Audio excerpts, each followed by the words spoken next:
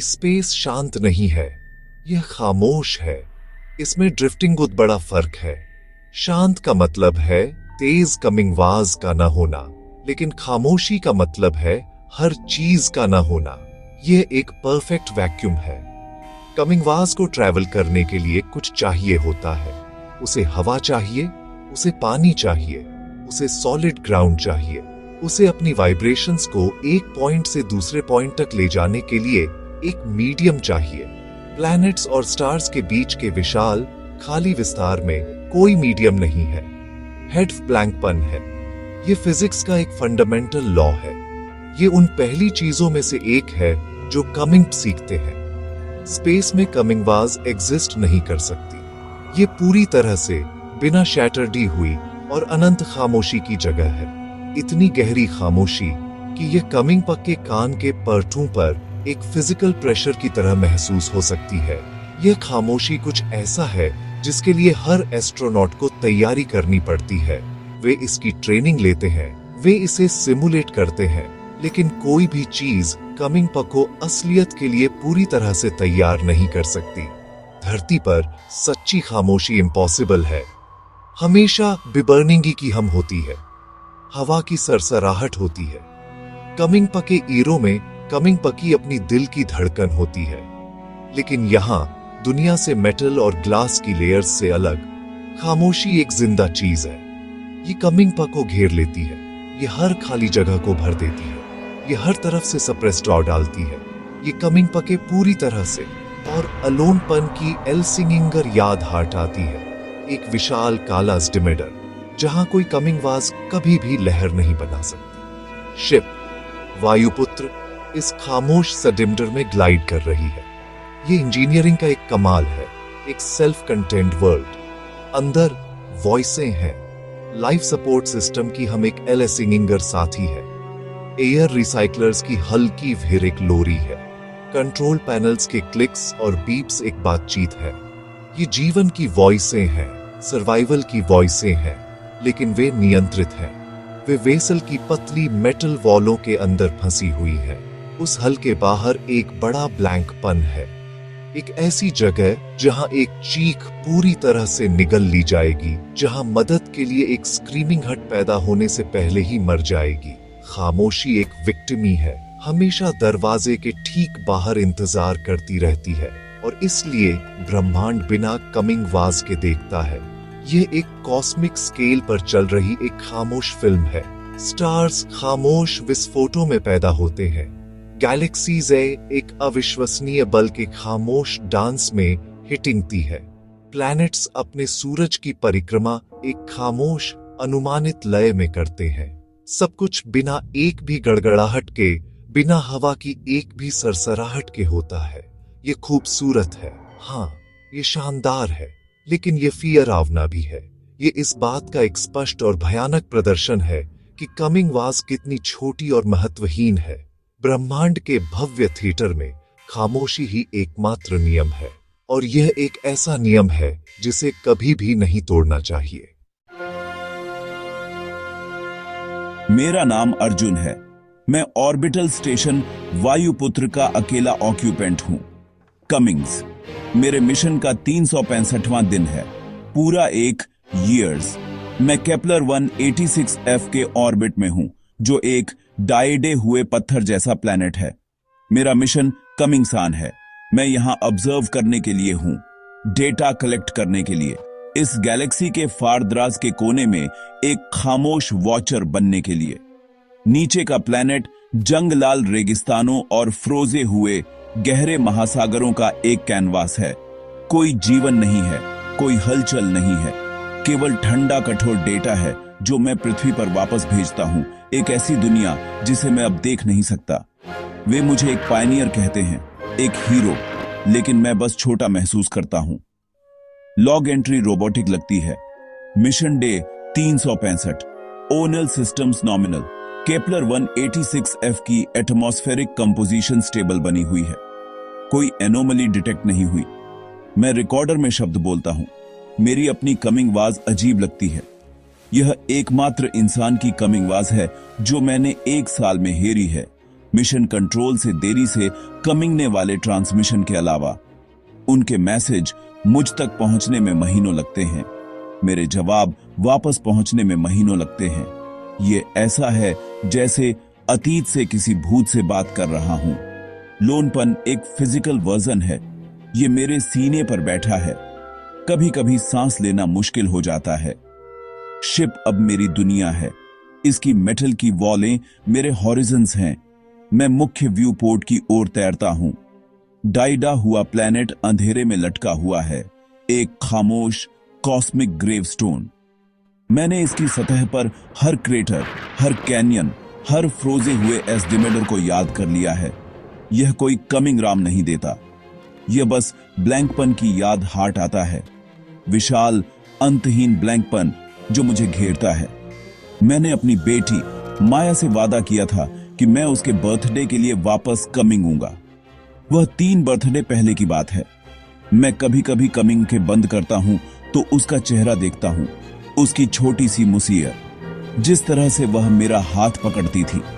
अपराध बोध एक तेज चाकू है। यह मेरे पेट में घूमता है। क्या यह इसके लायक था? क्या यह बड़ा एडवेंचर उसे पीछे छोड़ जाने के लायक था? मैं खुद को बिजी रखने की कोशिश करता हूं। मैं अपने शेड्यूल को मिलिट्री प्रेसिजन के साथ फॉलो करता हूं। System checks, data analysis, physical exercise, यह अंधेरे को दूर रखने का एकमात्र तरीका है। रूटीन मेरी ढाल है। यह मुझे अपने ही विचारों से एस्केप आता है। यह मुझे व्यूपोर्ट से ड्रिफ्टिंग गुत देर तक स्टेयरिंग ने से रोकता है। यह मुझे उन अरबों किलोमीटर के ब्लैंकपन के बारे में सोचने से रोकता है जो मुझे उन सभी लोगों से अलग करते हैं जिनसे मैंने कभी प्यार किया है। लेकिन कभी कभी किकडों के बीच के शांत मोमेंटों में ढाल टूट जाती है, खामोशी अंदर आ जाती है और लोनपन एक दहाड़ बन जाता है। यह एक ऐसी कमिंग आवाज है जिसे कोई और नहीं सुन सकता। यह एक रूटीन सिस्टम चेक के दौरान ह्यू कमिंग। मैं इंजीनियरिंग बे में था। शिप की मशीनरी की जानी रिकॉग्नाइजी हमसे घिरा हुआ था। पावर कन्वर्टर की धीमी थ्रम मेरे बाईं ओर थी। ऑक्सीजन जनरेटर की रिदमिक हिस मेरे दाईं ओर थी। ये मेरी नॉर्मल वॉइसें थीं। वायुपुत्र का दिल की धड़कन। मैं energy coming output levels document कर रहा था। मेरी कमिंग आवाज एक नीरस मोनोटोन में थी जब मैं नंबर्स रिकॉर्ड कर रहा था। Power cell 4, 99.7% efficiency. Ship healthy थी। सब कुछ नॉर्मल था। सब कुछ वैसा ही था जैसा होना चाहिए था। हल के बाहर की खामोशी पूरी तरह से थी, एक परफेक्ट ब्लैक कैनवस। और फिर मैंने इसे हियरा। यह शिप से कोई कमिंग आवाज नहीं थी। यह अलग था। यह एक फुसफुसाहट थी, हल्की, इतनी हल्की मुझे लगा मैंने कल्पना की थी। यह एक एस्केपचे की कमिंग आवाज जैसी लग रही थी, एक छोटी लड़की की। यह मशीनरी की हम के बीच से एक ठंडी हवा के झोंके की तरह निकली। बस एक शब्द, डैडी। मेरा खून जम गया। मैं जम गया। मेरा हाथ कंट्रोल पैनल पर अटका हुआ था। मेरा दिल शार्पी से धड़क रहा था, एक जोरदार घबराई हुई धड़कन जो पूरे कंपार्टमेंट को भरती हुई लग रही थी। मैंने अपने कान लगाए, सुन रहा था, इंतजार कर रहा था, लेकिन कुछ भी नहीं था। केवल शिप की जानी रिकॉग्नाइजी वॉइसें थीं। फुसफुसाहट उतनी ही शार्पी से चली गई जितनी शार्पी से कमी गई थी। मेरा दिमाग शार्पी से चल रहा था। यह एक ऑडिटरी हेलुसिनेशन होना चाहिए था, एक थके हुए दिमाग की ट्रिक। Stress, coming isolation. मैंने सभी साइकोलॉजिकल प्रोफाइल्स पर ही थी। मुझे खतरों का पता था। मेरा दिमाग मेरे साथ खेल रहा था। ऐसा ही होना चाहिए था। मैंने बर्निंग दी से सिस्टम चेक पूरा किया। मेरे हाथ हल्के से ट्रेम्बलिंग रहे थे। मैंने इसे खारिज करने की कोशिश की। यह कुछ भी नहीं था, बस अलोनपन और अपराध बोध से पैदा हुई एक काल्पनिक वॉइस। मैं एक साइंटिस्ट हूं, एक एस्ट्रोनॉट हूं। मैं लॉजिक में विश्वास करता हूं। मैं एविडेंस में विश्वास करता हूं। कोई एविडेंस नहीं था। यह बस एक एहसास था, ऑडिटरी कंफ्यूजन का एक क्षणिक मोमेंट। स्पेस की खामोशी नहीं, शैटरडी थी। ये सब मेरे दिमाग में था।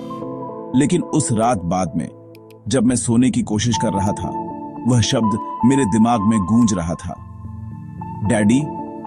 यह उसकी कमिंग वाज जैसी लग रही थी। यह बिल्कुल माया जैसी लग रही थी। याद दर्दनाक थी। कमिंग खिरी बार जब मैंने उसे देखा था स्पेसपोर्ट पर, वह रो रही थी। उसने मेरा पैर पकड़ा था और वही शब्द फुसफुसाया था, डैडी मत जाओ। वह अपराध बोध जिसे मैं 1 साल से दबा रहा था वापस आ गया। फुसफुसाहट हेड एक कमिंग वाज नहीं थी, यह एक जफ्रोजन था। यह मेरी अपनी विफलता थी, मेरा अपना पछतावा जिसे एक कमिंग वाज दी गई थी। यह मेरा अपना दिल था जो मुझे खामोश बेरहम ब्लैंकपन की गहराई से सता रहा था। अगले दिन एक नए तरह के टेंशन से भरे हुए थे। वायुपुत्र की जानी रिकॉग्नाइजी हम्स और क्लिक्स अब कंफर्टदायक नहीं लग रही थीं। वे अब कुछ छिपा रही थीं। मैं खुद को अपना काम रोकते हुए, सांस रोकते हुए और बस हारते हुए पाता था। ऐसी चीज हारने के लिए जो वहां नहीं होनी चाहिए थी। खामोशी अब खाली नहीं थी। यह चार्ज्ड महसूस हो रही थी, जैसे तूफान से पहले की ब्रीज। मैं किनारे पर था। शिप के फ्रेम की हर कमिंग हट जब वह तापमान परिवर्तनों के अनुसार एडजस्ट होती थी तो मुझे चौंका देती थी। मैं अपने ही घर में एक अजनबी था, एक कैदी जो एक अनदेखे गार्ड के कदमों की कमिंग वाज सुन रहा था। मिशन पर मेरा ध्यान फिसलने लगा। विस्परें अब अक्सर कमिंगने लगी। वे कभी भी साफ नहीं होती थीं। वे हमेशा मेरे हेरने की सीमा पर होती थीं। कभी कभी यह एक हॉल की रोने की कमिंग वाज होती थी, कभी कभी यह एक हॉल की उदास धुन होती थी जो मेरी पत्नी गाया करती थी। अन्य समय यह बस एक एकल सॉरोड कमिंगा होती थी जो शिप के मेटल के माध्यम से ही यात्रा करती हुई लगती थी। मैं मिट्टी के नमूनों का एनालिसिस कर रहा होता था और एक ठंडी फुसफुसाहट मेरे कान में घुस जाती थी। मैं ट्रेडमिल पर एक्सरसाइज कर रहा होता था और मैं अपनी तेज सांसों की कमिंग वाज के ऊपर एक क्षणिक सिसकी हारता था। यह पागल कर देने वाला था। यह ऐसा था जैसे वॉइसों के गोस्ट्सों से हॉन्टिंग या जा रहा हूं, एक ऐसी दुनिया से एकोडेन जिसे मैंने पीछे छोड़ दिया था। एक रात मुख्य केबिन की लाइट्स झिलमिलाती थीं। वे एक पल के लिए मंद हो गईं, फिर धड़कीं, फिर सामान्य हो गईं। सिस्टम लॉग्स में कुछ भी नहीं दिखा। कोई पावर सर्ज नहीं, कोई फॉल्टी नहीं, बस एक क्षणिक अनएक्सप्लेन्ड उतार चढ़ाव। फिर कुछ घंटों बाद एक टूल जिसे मैंने एक दीवार पैनल से बांधा था तैरने लगा, जैसे किसी ने उसे लोजिंगल दिया हो। मैंने उसे के डाइडे के बीच में धीरे धीरे तैरते हुए पाया। मुझे पता था कि मैंने उसे बांधा था। मैं हमेशा ड्रिफ्टिंग सावधान रहता था। ये छोटी अजीब घटनाएं फ्रोजा होने लगी। एक डेटा स्क्रीन अपने कमिंग अप बदल रही थी। एक के डाइडे में एक ठंडी जगह जो अन्यथा समान रूप से गर्म थी। मेरा तर्कसंगत दिमाग मेरी इंद्रियों से लड़ रहा था। मैंने हर चीज को डॉक्यूमेंट करना शुरू कर दिया। मैंने एक प्राइवेट लॉग बनाया जो कमिंग धिकारिक मिशन लॉग से अलग था। दिन 300 ड्रिफ्टिंग अत्तर AFT एयर लॉक के पास रोने जैसी कमिंग वाज हैरी। अवधि लगभग 5 सेकंड्स। कोई स्रोत नहीं, मिक्स्ड। दिन 374 मुख्य लाइट्स 0 2 सतरण शिप टाइम पर जिल मिक्स्डती थीं। मेरे अपने बायोटेलीमेट्री में अचानक गिरावट से संबंधित दिल की धड़कन तेज हो गई। दिन 375 माया की एक पर्सनल फोटो ऑब्जर्वेटरी डोम में तैरती हुई मिली। मैं इसे अपने पर्सनल लॉकर में बंद रखता हूं। विस्परें अब हेडफ वॉइसें नहीं थीं, वे एक प्रेजेंस जैसी महसूस हो रही थीं। कुछ यहां मेरे साथ था, कुछ अनदेखा, अनहयारा और पूरी तरह से इम्पॉसिबल। मुझे स्रोत फाउंडना था। मेरी सैनिटी इस पर निर्भर करती थी। मैंने शिप के कम्युनिकेशन सिस्टम से शुरू कमिंगत की। मैंने हर फ्रीक्वेंसी पर डायग्नोस्टिक्स चलाए, डीप स्पेस एरे से लेकर इंटरनल कम्स तक। मैं एक लॉस्टे हुए सिग्नल की तलाश में था, एक क्रॉस किए हुए तार की, किसी लॉजिकल एक्सप्लेनेशन की। मैंने 18 घंटे एलेसिंगिंगर डेटा का एनालिसिस किया। मेरी कमिंग खे स्क्रीन को स्टारिंग ते जल रही थी। नतीजे हमेशा एक जैसे थे, कुछ भी नहीं, कोई आउटसाइडी सिग्नल नहीं था, कम साफ थे। शिप ठीक वैसे ही ब्रॉडकास्ट और रिसीव कर रही थी जैसे उसे करना चाहिए। वॉइसें बाहर से नहीं आ रही थीं। यह निष्कर्ष और भी फिरावना था। मेरी इन्वेस्टिगेशन एक जुनून बन गई। मैंने पैनल्स फाड़ दिए, शिप के अंदर वायरों को ट्रेस करते हुए। मैं एक खराब स्पीकर की तलाश में था, एक शॉर्ट सर्किट की, कुछ भी जो इन फैंटम वॉइसों को पैदा कर सके। वायुपुत्र, जो कभी मेरा अभयारण्य थी, एक भूल भुलैया बन गई जिसे मुझे सुलझाना था। मैं सर्विस डक्ट से रेंगता हुआ गया, मेरी टॉर्च की बीम अंधेरे को टियारती हुई, धूल के कण रोशनी में नाचते हुए। इन तंग घुटन भरे स्थानों में विस्परें करीब महसूस होती थीं। वे मेटल से ही कमिंगती हुई लगती थीं, जैसे शिप का फ्रेम किसी अनदेखे दुख से गूंज रहा हो। इन्हीं मोमेंटों में डर सबसे तेज होता था। एक दिन मैं मुख्य एयरलॉक के पास ऑडियो सेंसर्स की जांच कर रहा था। ये सेंसर्स हल पर माइक्रोमीटरसॉइड प्रभावों का पता लगाने के लिए डिजाइन किए गए थे। जब मैंने सेंसर लॉग्स को स्कैन किया तो मुझे वह मिल गया। इम्पॉसिबली रूप से हुल की रिदमबद्ध पैटर्न्स की एक श्रृंखला। वे इम्पैक्ट्स नहीं थे, वे ड्रिफ्टिंगुत रूलित थे, ड्रिफ्टिंगुत नरम थे। जब मैंने सिग्नल को एम्पलीफाई किया और इसे एक श्रव्य फ्रीक्वेंसी में शिफ्ट डा, तो मेरा खून जम गया। यह एक कमिंग आवाज थी, विकृत और स्टैटिक से भरी हुई, लेकिन निस्संदेह एक वॉइस। यह एक ऐसी भाषा में बोल रही थी जिसे मैं पहचान नहीं पा रहा था। एक अजीब जिल मिक्स्ड थी, प्राचीन लगने वाली लैंग्वेज। कमिंग आवाज शिप के बाहर से रिकॉर्ड की जा रही थी। यह इम्पॉसिबली था, पूरी तरह से, मौलिक रूप से असंभव। कमिंग आवाज वैक्यूम से नहीं जा सकती। फिर भी यहां सबूत था। एक सेंसर जो भौतिक प्रभावों का पता लगाने के लिए डिजाइन किया गया था, वह ब्लैंकपन से एक कमिंग आवाज उठा रहा था। मैंने इसे बार बार बजाया, इसे अंडरस्टूडने की कोशिश कर रहा था। कमिंग आवाज शांत थी, लेकिन इसमें एक अपार उदासी की एक अंतर्धारा थी। यह एक लमेंट था, एक लंबी सौरोद प्रार्थना जो पूरी तरह से ब्लैंकपन में बोली गई थी। मेरा वैज्ञानिक दिमाग टूट गया। जिन रूलों पर मैंने अपना जीवन बनाया था, वे एक एक करके टूट रहे थे। वॉइसें असली थीं और वे बाहर से आ रही थीं।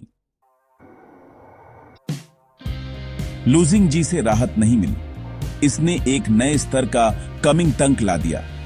अगर वॉइसें असली थीं और बाहर से आ रही थीं, तो वे क्या थीं? यह सवाल मेरे हर जागते पल को हॉन्टिंगता रहा।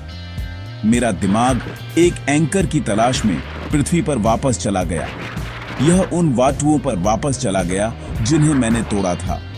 मैंने जो कमिंग आवाज हेरी, वह अब हेड्स एक अजीब सिग्नल नहीं थी। यह मेरी अपनी अंत नाइटमा की कमिंग आवाज थी। वह अपराध बोध जिसे मैंने 370 मिलियन किलोमीटर तक भागने की कोशिश की थी, कमिंग खिरकार मुझे पकड़ लिया था। ब्लैंकपन में विस्परें एक परिचित स्वर लेने लगी। मेरे पिता की निराश वॉइस, मेरी पत्नी की चिंतित वॉइस। बिना किसी चेतावनी के फ्लैशबैक कमिंग ने लगे। मैं एक सेंसर कैलिब्रेट कर रहा होता और अचानक मैं अपने लिविंग रूम में वापस आ जाता। मेरी पत्नी प्रिया खिड़की के पास खड़ी है, उसके हाथ क्रॉस हैं। 3 साल का मिशन अर्जुन, 3 साल? उसकी कमिंग आवाज गुस्से वाली नहीं है, लेकिन यह एक गहरी, थकी हुई उदासी से भरी है। माया एक अलग इंसान होगी जब तुम वापस कमिंग होगे। तुम उसके लिए एक अजनबी होगे। मैंने उसके डर को खारिज कर दिया था। मैंने उससे कहा कि यह साइंस के लिए था, मानवता के लिए, हमारे लिए। लेकिन अब अपनी याद में उसका चेहरा देखते हुए मैंने सच्चाई देखी। यह मेरे अहंकार के लिए था, यह मेरी महत्वाकांक्षा के लिए था। मैंने अपने परिवार पर सिवायरों को चुना था। फिर मेरी बेटी की याद कमिंग गई। यह उसकी 5वीं जन्मदिन की पार्टी थी। मुझे वीडियो लिंक के जरिए वहां होना था, लेकिन एक सौर भड़कन ने संचार बाधित कर दिया था। मैं इसे चूक गया। मैं उसका गाना हेरना चूक गया। मैं मोमबत्तियां बुझाना चूक गया। मिशन कंट्रोल ने मुझे एक हफ्ते बाद रिकॉर्डिंग भेजी।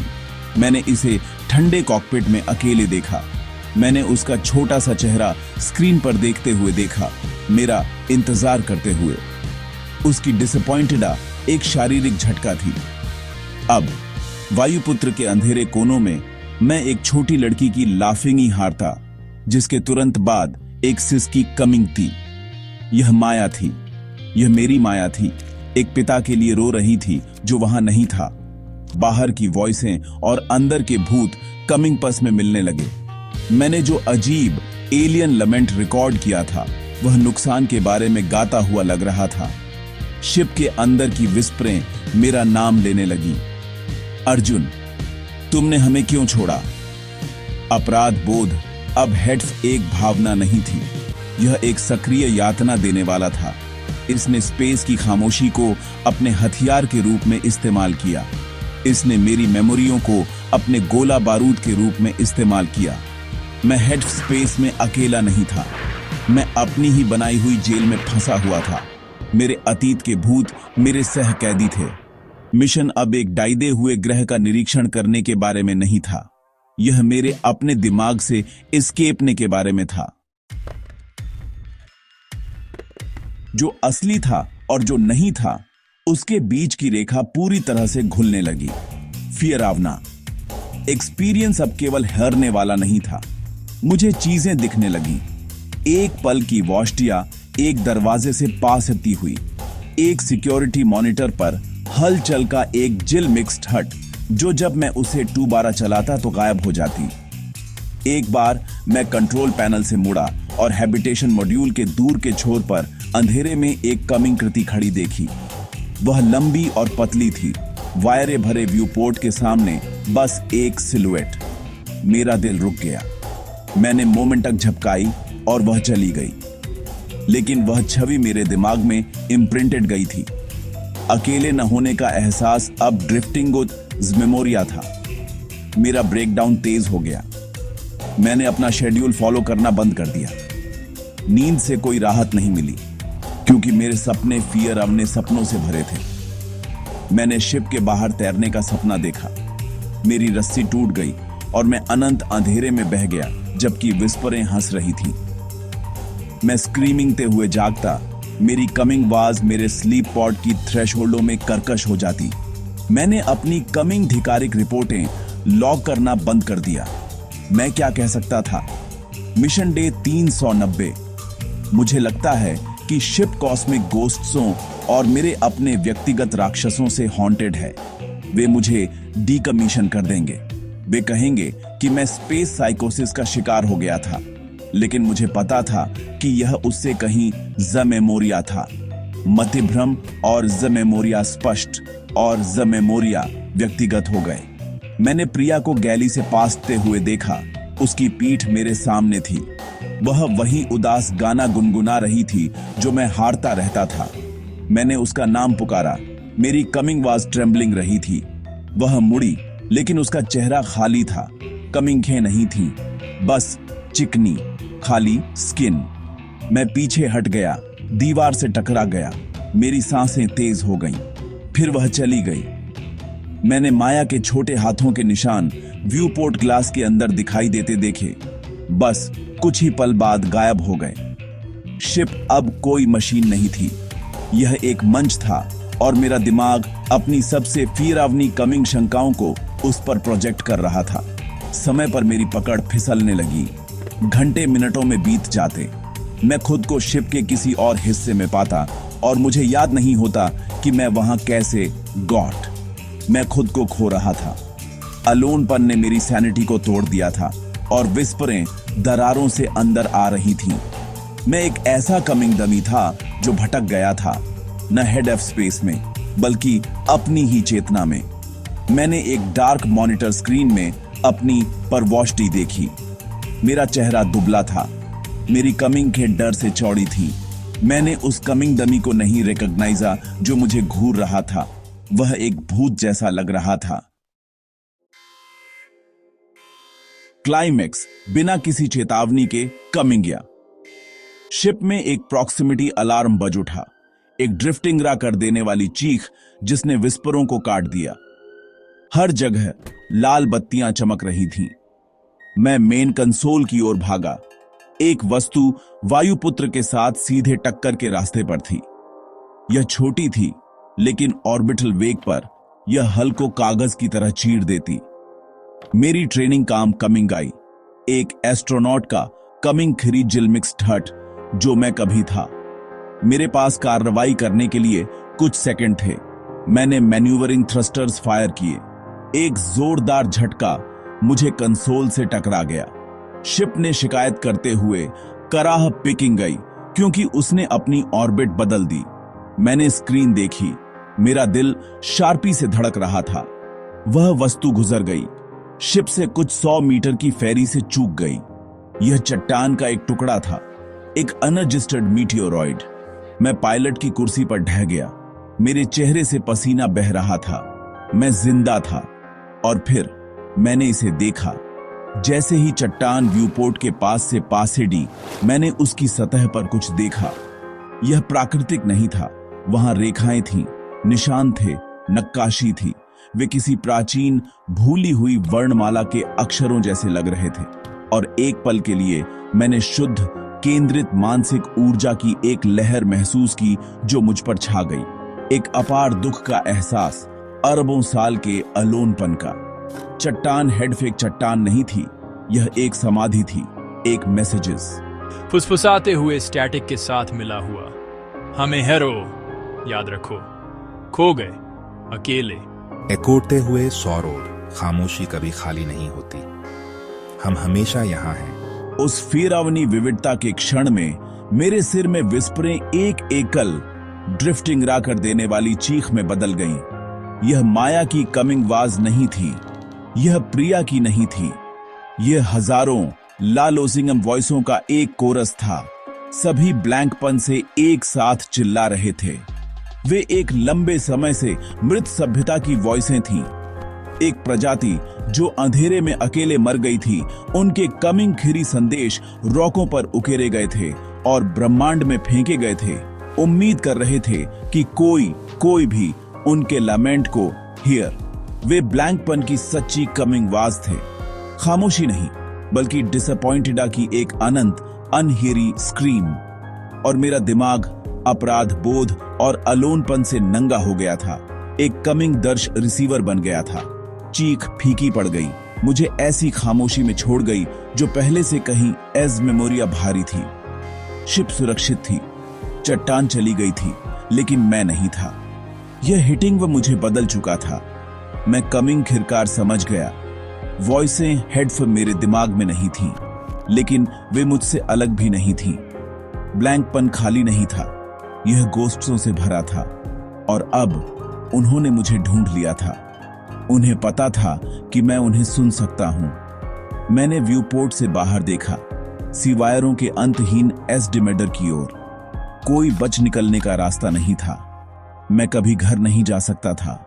मैं यहां हमेशा के लिए लॉस्टता रहूंगा, एक अकेला पहरेदार, डेडकों की सौरोद, अंतहीन विस्परों का कमिंग खिरी विटनेस। खामोशी उनका मंच था और मेरा दिमाग उनकी अनंत एकोड।